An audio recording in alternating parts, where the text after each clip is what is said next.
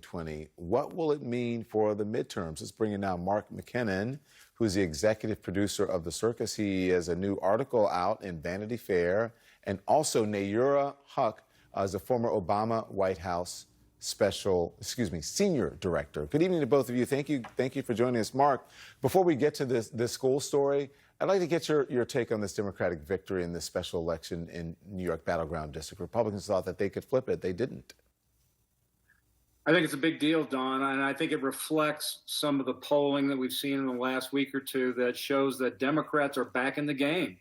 I mean, their historical trends for the out-of-party that generally do really well in off-cycle elections. So the Republicans were expected to, sweep not only the House but the Senate just a few months ago. Now it looks increasingly like they'll hold the Senate, and even the House could be competitive, Don. And this is a race that Republicans thought they could pick up.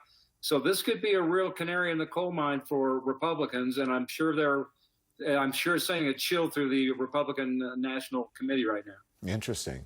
Let's turn now to the Dallas area school district becoming the latest victim in the growing culture wars over education. The Grapevine Colleyville Independent School Board approving a set of policies that include restricting library materials, bathroom and pronoun usage, and the teaching of critical race theory. Now, the school board passed the policy with a 4-3 vote.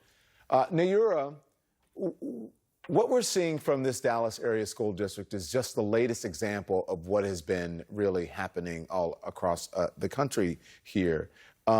Education has become the latest proxy fight for what is a politically divided country, and teachers are really paying the price.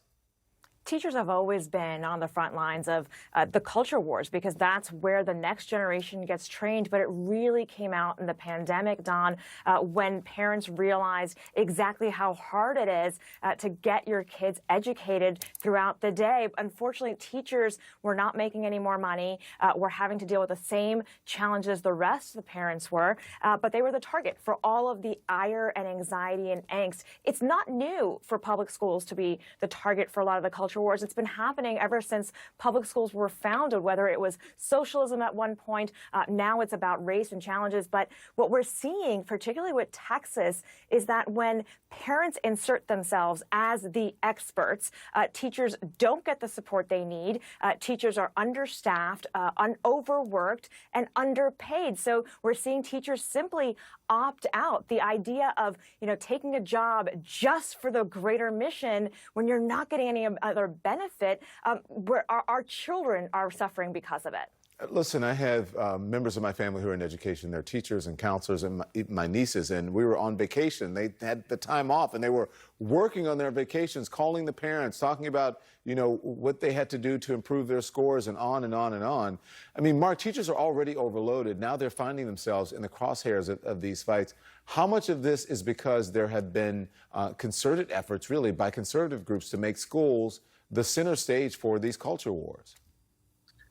Well, it's a big part of it, Don. I mean, they came through COVID, which was, just a crushing experience for everybody, but especially teachers. I don't think there's a profession in America that's more underappreciated and more underpaid.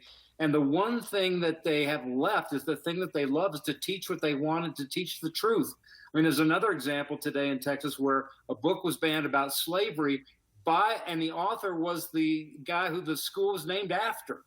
I mean, we're going to get to a point now in some of these school districts, like in Texas, where they're not going to call it slavery. They're going to call it a time when we had agrarian interns, because that's just more comfortable. Well, Mark isn't actually cracking a joke there. That is true. There's a Texas school district that wants to change the term slavery in textbooks to involuntary relocation. The challenge with that, Don, is that Texas is the largest school system in the country. Textbook makers from around the country base their books on what the Texas school system wants. So Texas decides to totally do away with teaching of slavery, the entire country will suddenly not be taught the truth about history. Yeah. No, great point. It's really unbelievable. Listen, we love having you on. We love this topic. We've been covering it on this program, and we will continue to. So thank you both. I appreciate it. Wish we had a little bit more time, but we had to get the special election results. So thank you, and thanks for watching, everyone. Our coverage continues.